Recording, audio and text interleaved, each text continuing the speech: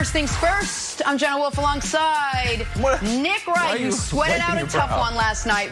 Brandon Marshall will tell you in a second, Mr. Kevin Wilds. And after an incredible night of wild finishes in the NBA last night, we start the show with one question.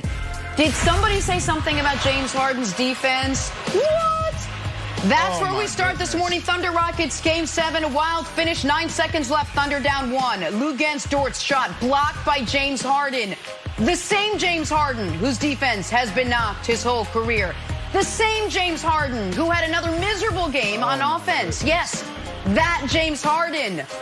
And that play sends the Rockets on to face LeBron and the Lakers after beating the Oklahoma City Thunder in 7 games. Here is James Harden after Houston's big win.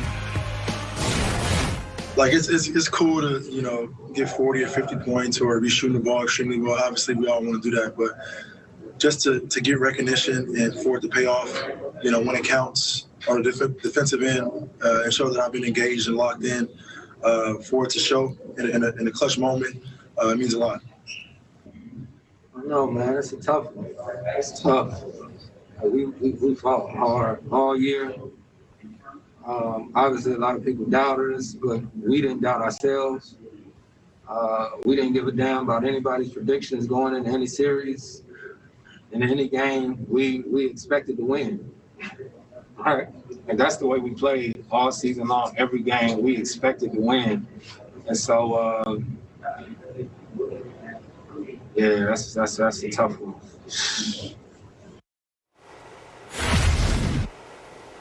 Clearly an emotional toll taken on the players in this series. They really gutted out through 7 games. Nick, you wiped your brow because you had picked the Rockets, but they just barely made it. The irony of James Harden pulling it out on defense. What'd you make of the wild finish last night? Well, I wiped my brow less because of my prediction and more because if the Rockets lose that game, what it means for, we know Mike D'Antoni's gone. I had been hesitant to say this because I'm a little conflicted on this because I consider Daryl Morey a personal friend. But if they lose that game, I wonder if Daryl is brought back. And I also wonder if the entire kind of ethos of this team of leaning into the math is changed, or if they try to make a major trade this offseason to pivot away from where they're at, which is why that play we're showing right there might be the biggest play of James Harden's entire career.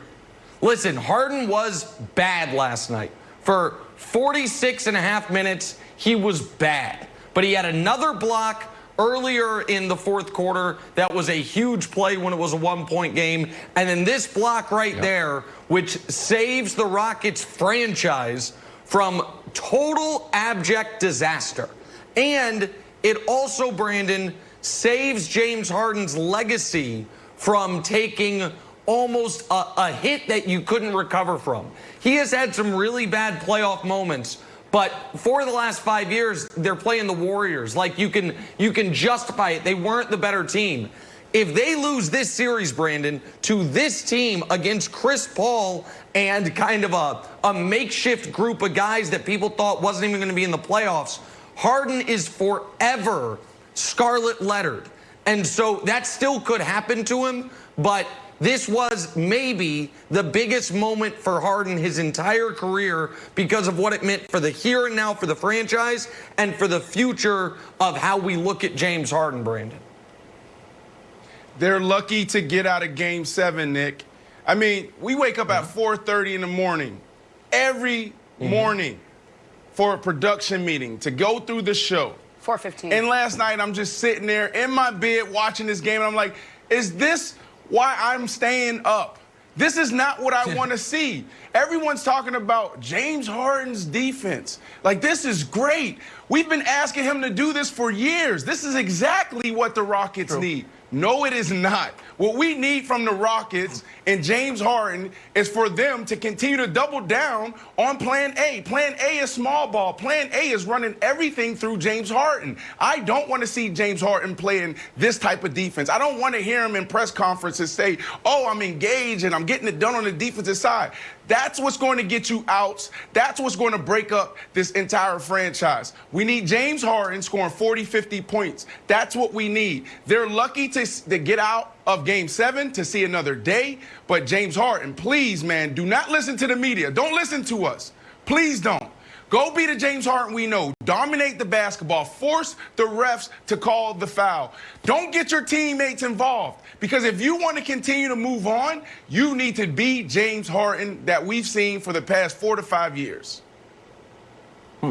Well, Brandon, you know what I think? I was not super stressed last night, but I woke up sad. And it's a sad day for me, and it's a sad day for anyone that likes memes, Jenna.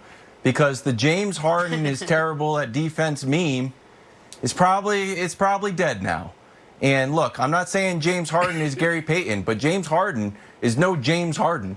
He had 3 blocks last night, 2 in crunch time. This season, he had 125 steals. He had 6 most deflections. He recovered 100 loose balls, 3rd in the league. And if you combine those up, deflections and loose balls, there's like defensive stalwarts on this team in James Harden. We've had this narrative all wrong. So if anybody wants to tweet out James Harden is terrible at defense, I don't think we can anymore. It's really rough for us. Yeah, but guess what? Nick, guess what, Wild? Go ahead, Brandon. But guess what, Wild?